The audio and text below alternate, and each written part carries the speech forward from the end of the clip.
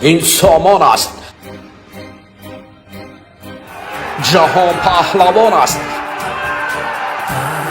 تاریخ نویس و شهرتنام است. قدم گذار است به تالار با نام سپیتامن است. با مقصدی انگیزه بخشیدن در دل نوجوانان و جوانان چند پیش پهلوان خوش‌طلای کشور سامان محمدبکов به تالار ورزشی گشتیری سپیتامن قدم رنجه کرد. سامان برای شناسایی از نازکی‌های گشتیری المپیک جدا برای دستپروران این تالار مشق و تمرین داد.